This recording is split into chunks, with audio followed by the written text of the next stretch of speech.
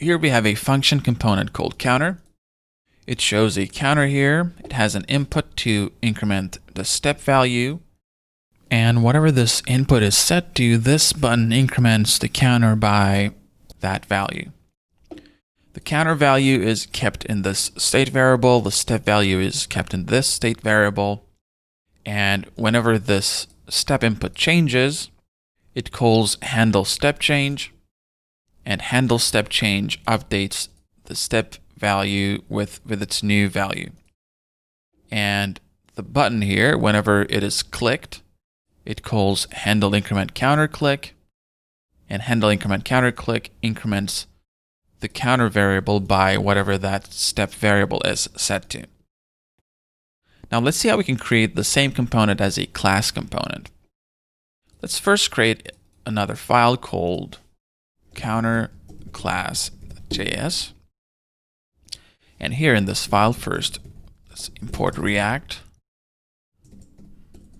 And then let's create a class called counterClass, which will extend React.component. And within this, let's create a render function, and let's return an empty component for now. And to see that, let's change our counter component in app.js to the new counter class component. So we're not using the counter function component anymore. We're going to be using our new counter class component. And let's see. All right, good. It's rendering nothing right now, so we're seeing our counter class component. Now I just copied the rendered components from our function component. Now we can see that there are a few issues here. First of all, we don't have the state variables. So let's first create the state variables. We will define our state in the constructor. Let's create the constructor function. It will take a props parameter. And then we're going to be calling the superclasses constructor and passing the props parameter there as well. And now we're going to be creating this state. This is going to be the initial value of our state. And our counter will be 0 initially, and the step will be set to 1 initially. Now we have defined the initial value of our state object. And here, let's get those variables. So we're going to be getting the counter and the step, and we're going to be getting them from the state. This is called destructuring. We could also do this and take out variables one by one, but this is a simpler and more concise way of doing this. Now, counter and step are working properly. Now we need to create our event handlers. Let's start with handle step change. We're going to be creating them here. Handle step change will take an event parameter, and we're going to be taking the new step value from this event current target value, and this is again a string, so we need to convert that to a number. And then we're going to be calling this set state here and update our step property with the new step value. And now let's create the handle increment counter click. Now this one we'll call set state. We'll use an arrow function which has the state parameter, which is whatever that state value is set to. And then we're going to be returning an object which will have the counter, and it will increment the counter value by the step value. Now these methods are still not recognized because they're defined on the instance. So we're going to be using this handle step change and this handle increment counter click. Let's also import the counter CSS file so we have our styles. Now it all looks fine. We don't see any errors here. Let's see what we have.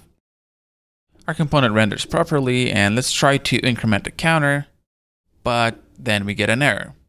It says undefined is not an object, evaluating this .set state. So this is a bit cryptic, but what it says is it tried to call this set state, but this was undefined, so it couldn't call set state.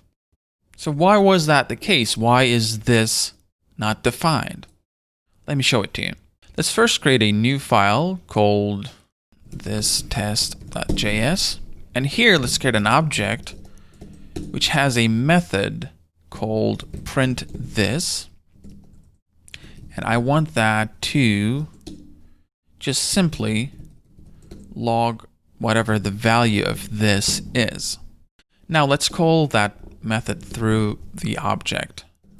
We're going to say print this. And we can see that it prints this object. So this refers to the object itself. Now let's do something a little bit different.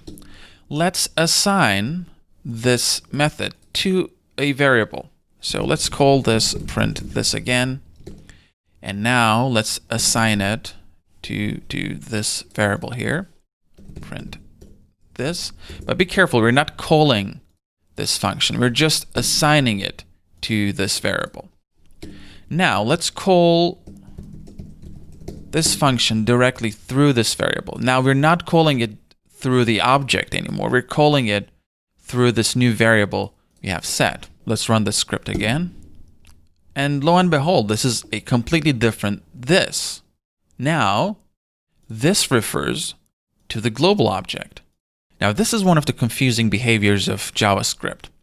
The value of this depends on how a function is called. When we call it through the object, this is the object instance. And when the value of this is not set by the call, this refers to the global object here, as we can see. But you might have noticed that our issue was not getting the global object as this. Our issue was that this was not defined at all. So why was that the case? Now that part is simple. Let's see what happens when we tell our code to use the strict mode. Now let's run the script again. And now this is undefined. So what happened was when we were not using the strict mode, JavaScript automatically sets the value of this to the global object by default when the value of this is not set by the call. Here, when we're calling that through the object, this is defined as the object itself. But here in the second one, we're not explicitly setting this through the call. But when you use the strict mode, that default assignment of the global object does not happen. And we were getting the same behavior here in our class component because in ES6 classes, strict mode is by default turned on. To fix this, we need to explicitly set this. Now, when assigning this function to this variable, let's explicitly set it. So we're going to be using the bind method for that, and we're going to be binding this to the object itself. And now, even though we are in strict mode, let's call the script again, and we can see that when we explicitly bind it, this refers to the object now. And that was the behavior that we were looking for. And now let's fix that issue in our component. The way we do that is we're going to be explicitly setting the value of this in our constructors. So let's call this handle step change, and then we're going to be assigning to this property this handle step change bind this. And let's do the same thing to this handle increment counter click, and we're going to be getting that and binding that explicitly. Now let's go back to our component, and we can see we can update the step, and we can increment the counter whatever it is set to, and it's working fine. But you might be wondering if there's a less verbose way of doing this. And the answer is yes, there is. Let's see how we can do that. Let's remove these explicit bindings from our constructor, and let's convert these to arrow functions. So this is the syntax for that. This will become an arrow function as well. Now we can go back here, and even though we haven't explicitly bound the event handlers, they're still working fine. But why is that? To understand that, you need to know two things. Now, the first thing is, arrow functions keep the value of this of their enclosing lexical context. In other words, it keeps the value of this that belongs to the scope in which it was defined. This arrow function is defined within this class, so this always refers to whatever it refers to within the class, no matter how the arrow function is called. The second thing, which is less obvious, is the syntax we are using here. We're defining a public field on this class, which is a variable that is defined directly inside the class. This is currently an experimental syntax, which means it is not part of a JS standard yet as of August 2020. If you are using Create React App, this is enabled through a Babel plugin. Otherwise, you might need to enable it yourself.